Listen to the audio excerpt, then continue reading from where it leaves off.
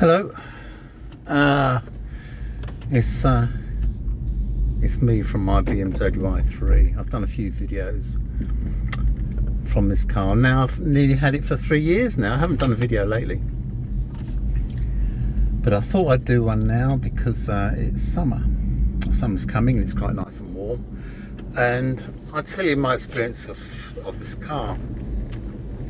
Very strange because in my previous videos I leased a Tesla Model 3, and this compares not so well because it's not very comfy. But now I'm in a situation because I bought this car second hand, as I say, 3 years ago, and it's got Rex, so that means it's got no downside. There's no range anxiety. It just if I run out of electric, I just put some petrol in it. If I run out of electric and petrol, I just top out the petrol tank, which of course is not inconvenient in the slightest. So there's no downside to this car, and it drives absolutely like an electric car. There's no petrol power to the wheels. It just goes to electric, so it's smooth as silk in the driving thing. I mean, as I say, the ride's not too great, and I have sort of condemned it a bit for that. But I'm now in a position of having a car which I can't get rid of. This car drives for free. The cost of fuel for this, because I charge it at night on Octopus Intelligence at 7.5p per kilowatt. That means this car cost me 2p a mile to run. It actually works out even cheaper than that, because on that tariff I can use a washing machine, dishwasher, have a shower. So actually, really, this car cost me nothing at all to run in fuel. So I can't get rid of it. The only disappointment I've got, besides the fact, as a car, I would have liked the same system in a different car, but what can you do? Annoyingly, BMW have actually dumped this system because they're a bit greedy, and they make more money out of electric cars they've created now, which are only petrol car conversions. They're not proper electric cars. This is actually a proper electric car. It's built as an electric car, and that's it. So this is a proper one. The BMW, being a bit greedy, they've dumped it because they don't make enough money out of it. So and they dumped the Rex part of it before they dumped the whole car. And the Rex bit in the UK anyway was far more popular. And their excuse was, in that year or so, was that nobody needs the Rex anymore because the battery's got longer range. Which is half true, but then people like me who charge at home, people like me who are a bit old, I'm never going to play hunt the charger. I'm never ever going to try and find a charger to see if it works or not, and to wait for it to charge, because I drive a car to suit me. I don't drive a car to suit it. So this car is sort of perfection, except for the bits I don't like about it. But that means I just can't get rid of this car. It'll last me till I don't last any longer. So that's all there is to it. And I'm so disappointed that they dumped the idea. The perfect idea. Because even if we had infrastructure, which in the UK we don't go in for infrastructure. If we build a charging network, we'd never keep it up. We'd never keep it working. If it broke down, we wouldn't fix it. Because that's the way it is. That's the UK way. We build stuff and don't maintain it. I suppose I've never tried this because I say I never go for a what's it. I suppose I could charge. It's a Tesla charger, which of course are great, and you can't speak of them highly enough. To have a company which thought it's no good just making electric cars, we've got to make somewhere to charge it. Which of course is obvious, but Tesla's the only company to do it. So they are to be admired. Take your hat off. Well, Elon. I'm a bit concerned about Elon now, though, with his Tesla cars, because I think the novelty for him has worn off. I think he wants to make rockets. He does like to do something new, and I think cars might be getting a bit. I think he might be getting a bit bored with making cars. So see how the future goes in that. Especially now there's so many manufacturers making cars, but none of them have caught up with Tesla, and well, none of them have got their charging network. So yeah, I said that once to a fellow who loved his, until he sold it, he loved his Hyundai Kona electric, and I said, where's Hyundai's charging network? And he was quite rude to me, as if I was being, well, I wasn't being rude. I want to know, where's Ford's charging network? Where's Mercedes, Volkswagen? Where are these charging networks? They're not there. It's not right. They should sort themselves out. Do the job. Do the job. Tesla's done it. Why can't you do it? Tesla's not even a car manufacturer when they kicked off, and they've done the job. So come on, the rest of you, do something. Do the job. Actually, in the UK, because the government's certainly not going to do the job. Actually, amusingly, I went to have something to. Well, I stopped for services to have something to eat, so I wasn't going to charge up. But I looked up one of the chargers at the services on I think it's on the M25, and on this charger it said this product has been supplied by the EU. So this is a few years ago. How comical! How very comical, because we left the EU because we couldn't wait to screw ourselves. And people like me said, you know what? If you're going to leave the biggest market in the world when you have got no facilities of your own, it's disastrous. And of course, people like me were called scaremongers. But what has happened? We've noticed now, oh, we haven't got facilities of our own, have we? Oh, no, we haven't, have we? And our GDP is going backwards. And as a country, we are backwards. So what can you do? You tell people how stupid it is, and they still vote for it because they didn't like foreigners. Well, you don't like foreigners, so we're going to vote to get out of the EU, so we won't have all these nasty foreigners coming over. And now we've got more foreigners coming over than we ever did have. It's genius stuff.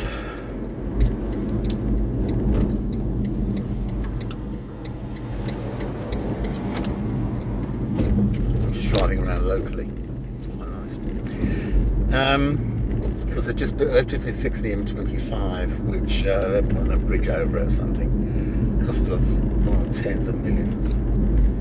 Mind you, talking millions now, it's talking peanuts, because we're talking billions now. We've got a government that can blow billions. Oh, they blew billions on HS2.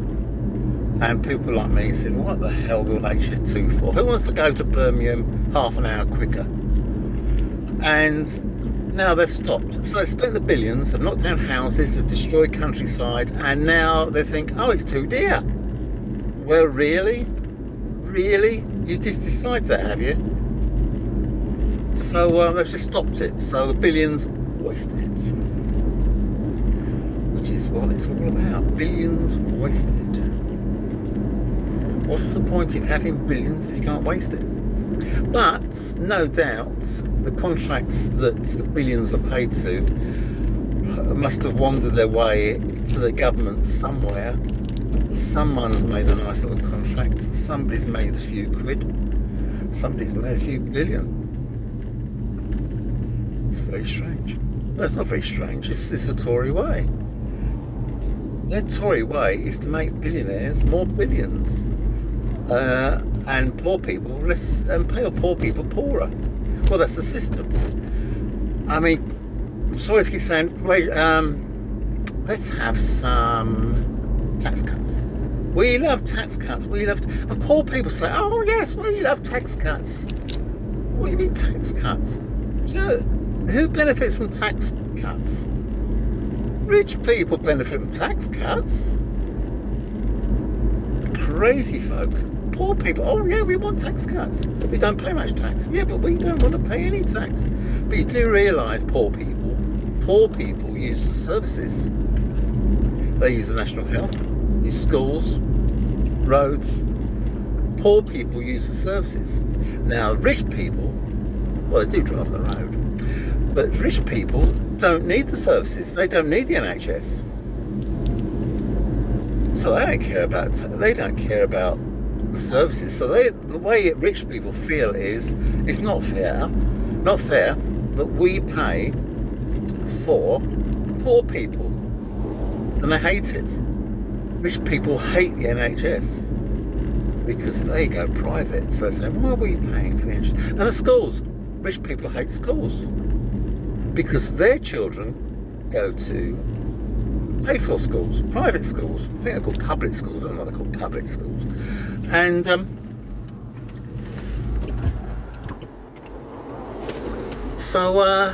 yeah, rich people hate schools as well, to keep the old hoi polloi educated, when they pay for their schools to keep their little Johnny educated, so he can get a better job. He can get a job in government, keeping the system going, keeping the poor, keeping the rich, keeping the powerful. That's the way. They become out of Eton, stick as a brick, get a job in government. Why not? What do you need? Now, what qualifications do you need to be in government? I was educated in Eton. You're in. You've got all the qualifications you need. Yeah, that's the way it is. It's a bit cloudy today. Yesterday it was quite nice, but today is not quite so nice.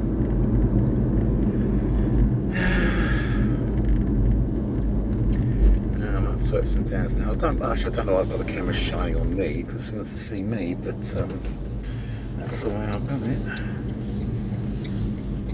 it. I should have had it looking out the window, really.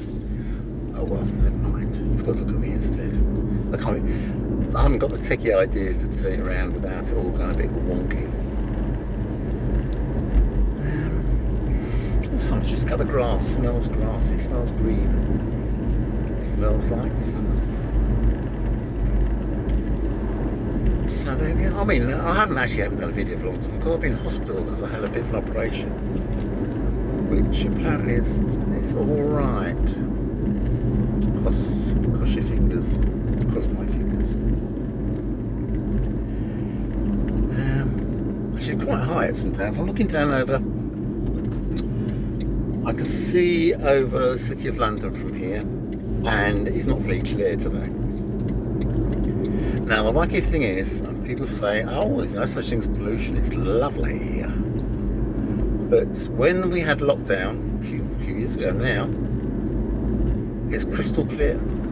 Seeing London from up here ups and downs, it's crystal clear. I couldn't believe that things have changed so fast without petrol and diesel cars pumping crap. But it was that fast. I was amazed. I thought it'd take a decade. Well, I thought it'd take months at least for this to clear, but it cleared almost instantly. Now we're back instantly, almost as instantly. We're back to crap. All the air's crappy again. Not as crappy as it used to be because of ULEZ, but still it could be cleaner. And people say, oh, we don't like ULEZ. We don't like ULEZ because we like dirty air. We like our children to breathe dirty air. It's lovely. I'm not having someone telling me to breathe clean air. How dare you?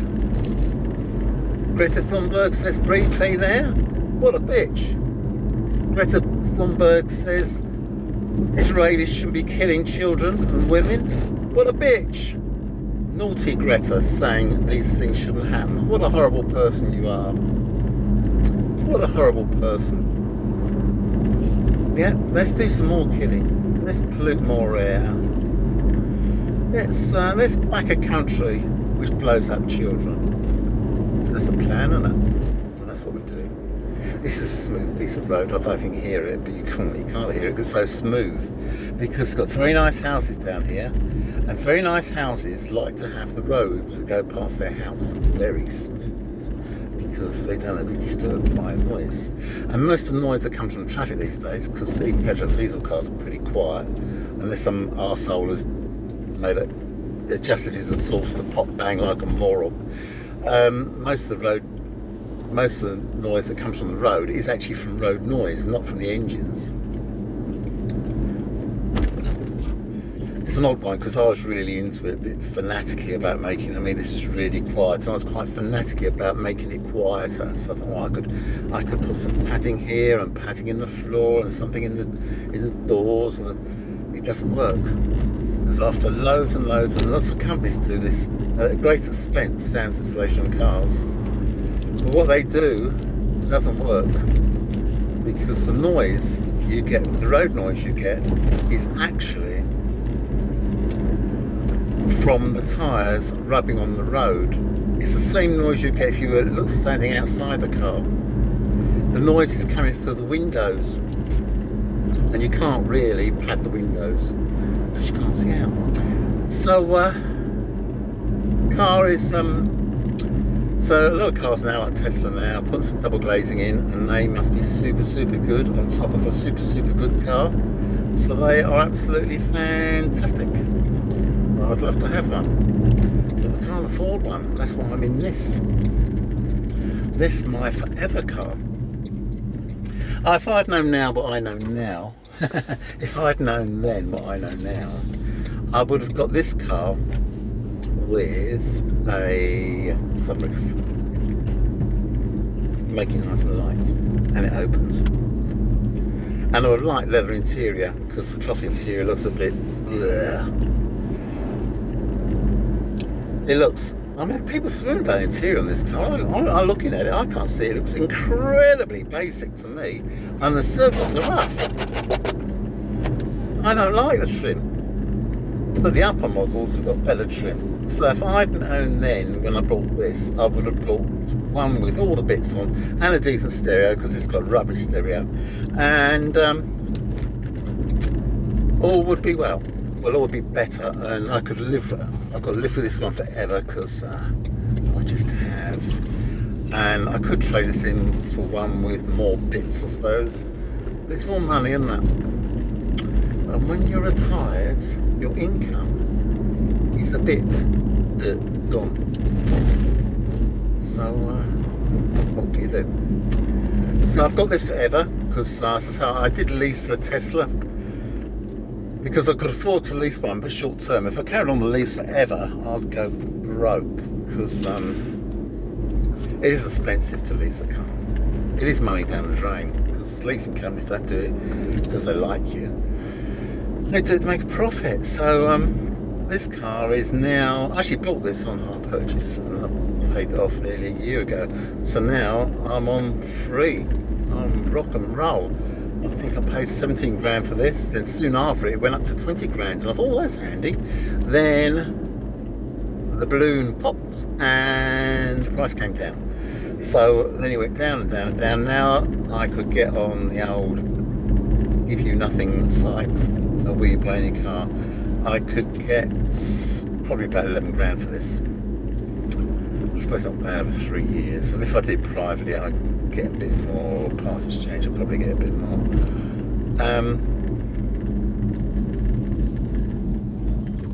But I say there's not really any, there's no sensible idea for getting rid of this.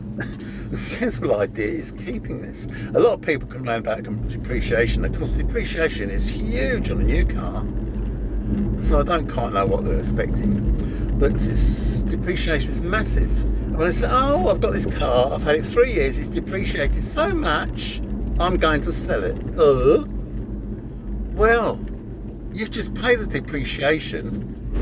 Now you're on the winning side, because now your car won't depreciate as much because you've had it already. So depreciation is slowing down for you now. So what are you going to do? I'm going to sell it. Well, that is a wise move. Selling a car and you've just sucked up the depreciation to buy another new car and have depreciation all over again. Not a good move.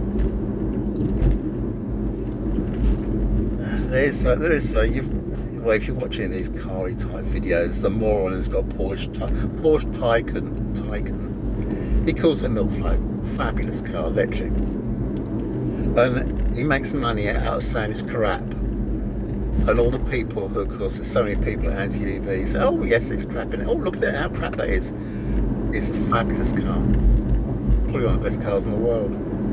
And he calls it a milk float because it makes him money. So he slags it off. YouTube paying money because he gets so many hits from people saying, oh, aren't you unlucky having a Porsche Taycan? I've got a Ford Focus and you've got a Porsche Taycan. people are so bloody stupid. I mean, he talks about depreciation on it, and but then YouTube's paying for depreciation because people love hearing him say how rubbish it is when it's a supercar. I suppose the only thing I could agree with him about was charging infrastructure, which of course isn't that good, and you've got to wait for it to charge, and that's why I'm sitting in this, because it's my pledge in life to have an electric car, and this is a proper electric car, and never ever ever have to public charge it, and that is it. I never ever will public charge this car.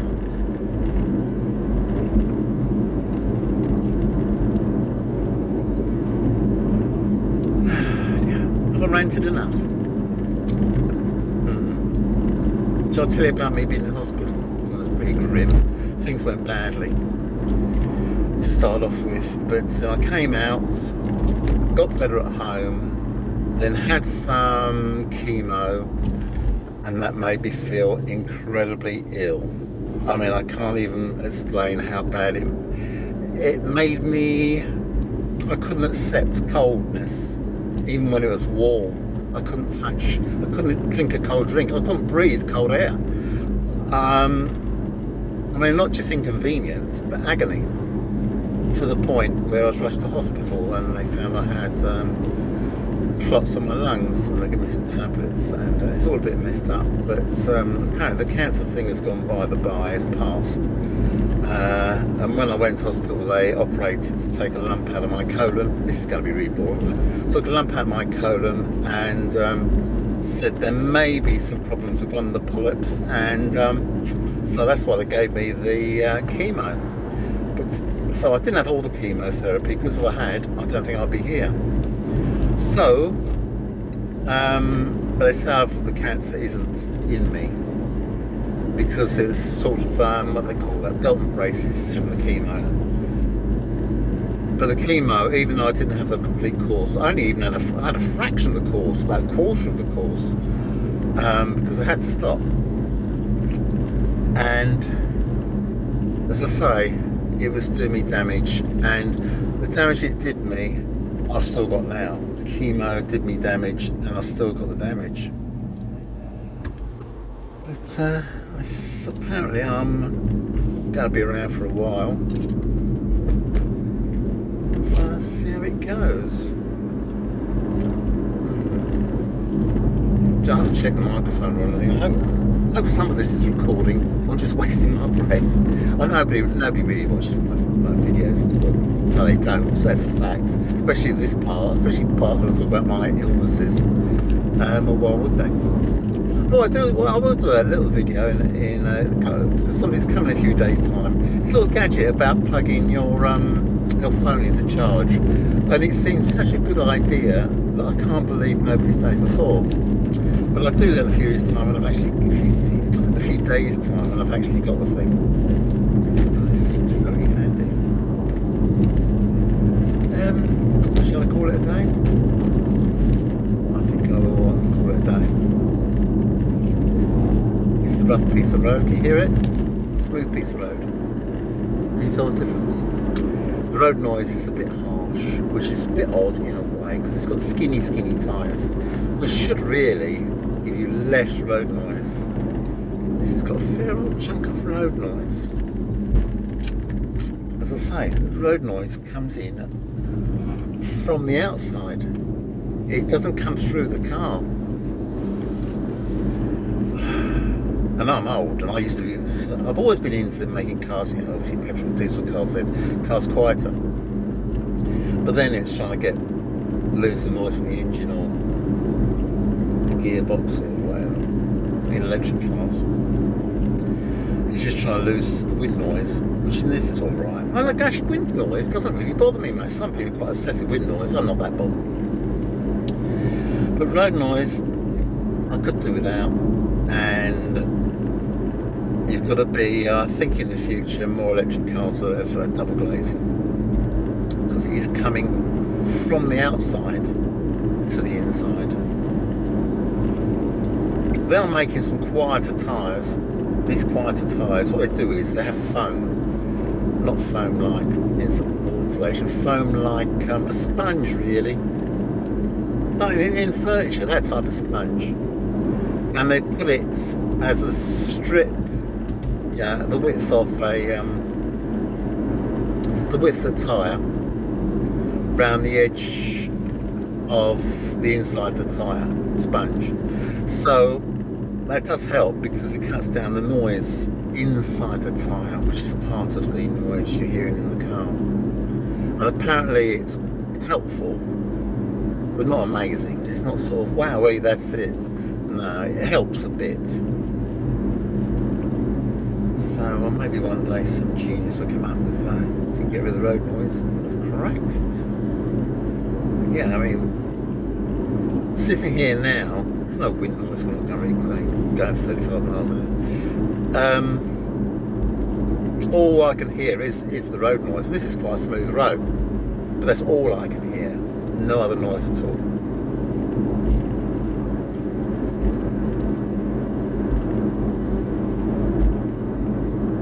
Anyway, getting back to my illnesses. The first thing I knew about my problem was when you're old, they send you a package through the post once every few years with something to test your, how shall I put it, poo, as my grandson was saying. So you get a poo stick to check your poo, you send it off, and they write back, and 99% of the time it's all okay. Yippee. This time it came back, oh, we'd like to sort of, we'll make an appointment for you to see the hospital. So, oh dear. But still, alright. Still the chances are.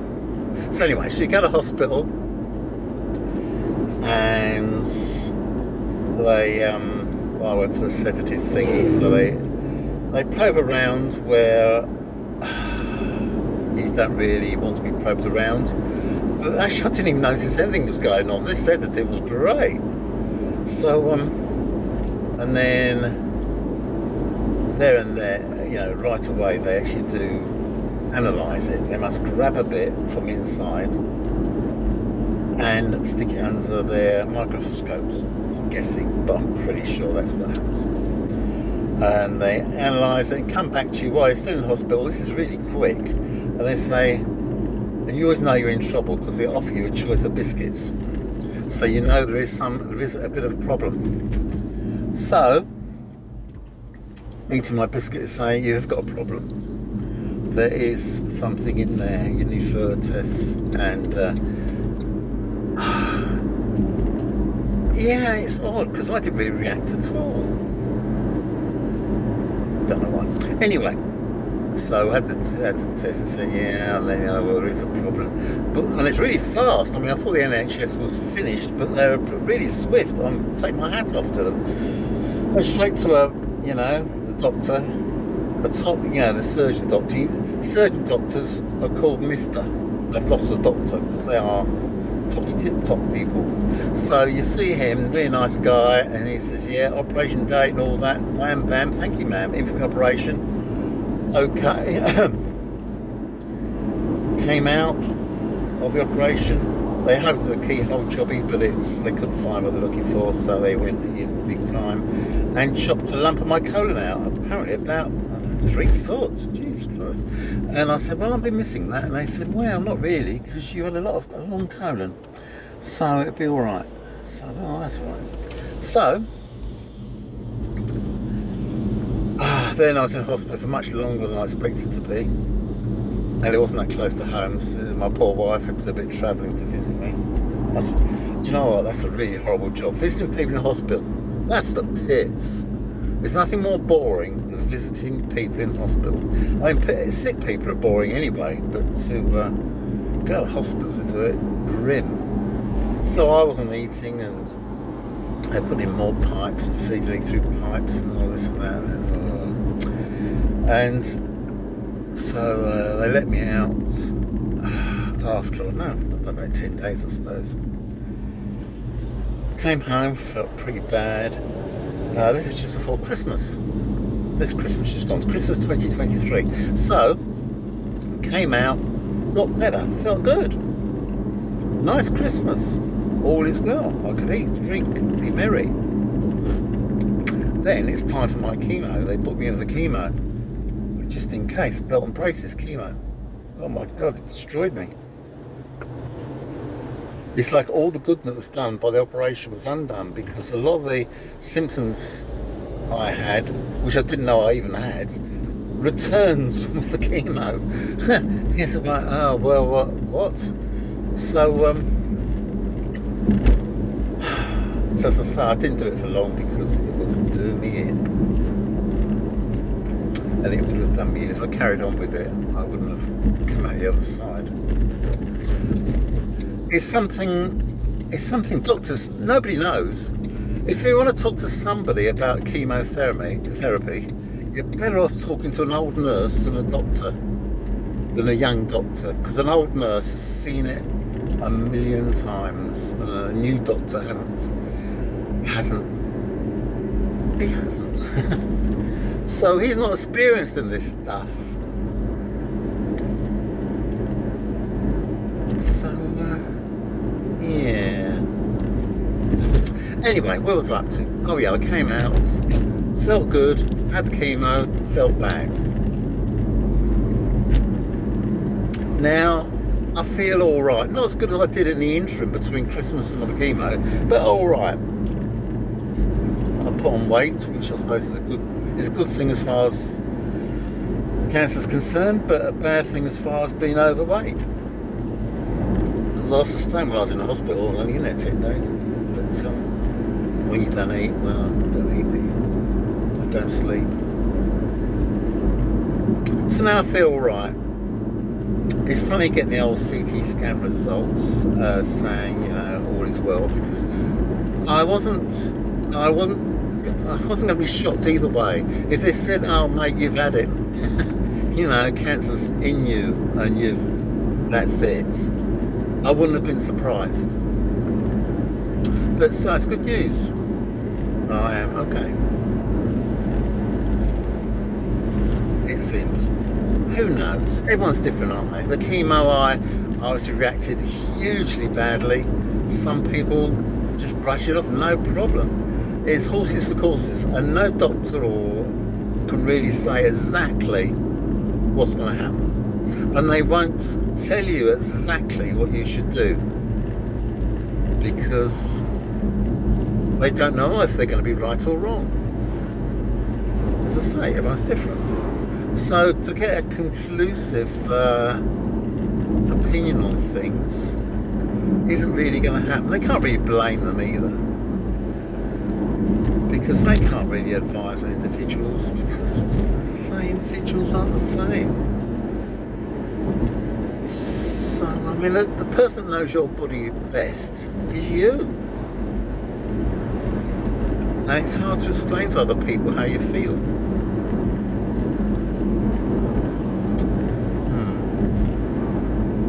I might sign off now.